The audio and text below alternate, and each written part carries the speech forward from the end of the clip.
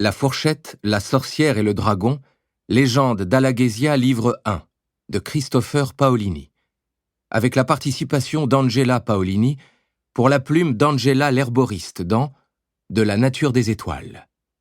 Traduit de l'anglais par Marie-Hélène Delval, lu par Olivier Chauvel. L'aubergiste jeta un regard inquiet au nouveau venu. Il sortit de sous le comptoir, sa matraque enveloppée dans un morceau de cuir, et la posa à côté de son torchon, tel un avertissement silencieux. Ce geste rassura Essie. Elle avait vu son père mettre au pas les ivrognes les plus agressifs avec quelques coups bien placés. Saros la désigna d'un long index crasseux. « On doit parler affaires. Renvoie la gamine. »« Je n'ai rien à cacher, » déclara tranquillement Tornac. « Elle peut rester. » Il la regarda. « Si ça t'intéresse, tu apprendras des choses utiles sur le monde. » Essie se tassa sur son siège et resta. Les paroles de Tornac avaient éveillé sa curiosité. De plus, sans qu'elle comprenne pourquoi, les mauvais présages du jour lui revenaient en mémoire, et il lui sembla que si elle s'en allait, quelque chose d'horrible arriverait aux voyageurs.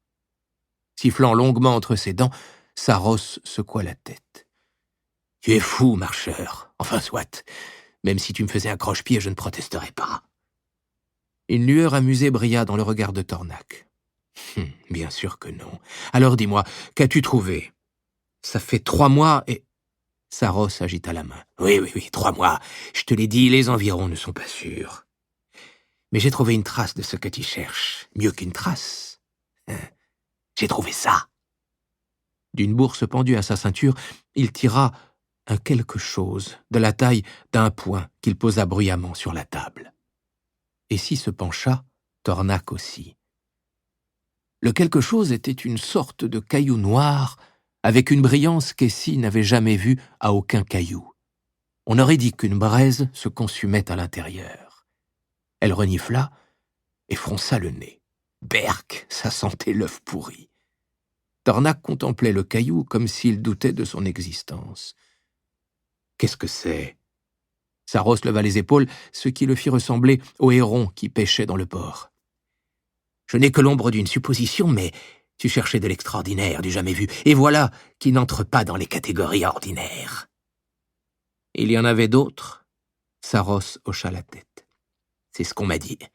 Un champ entier empli de ces pierres. » « Noire et brûlante ?»« Comme brûlant de l'intérieur, sans flamme ni fumée. »« Ça vient d'où ?» demanda Essie. Saros eut un sourire mauvais, et elle vit que ses dents étaient limées en pointe. Elle en fut plus dégoûtée qu'effrayée.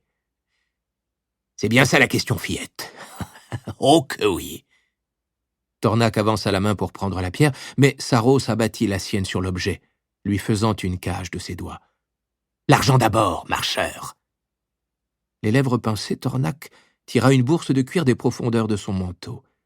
Un tintement métallique s'éleva quand il la posa sur la table.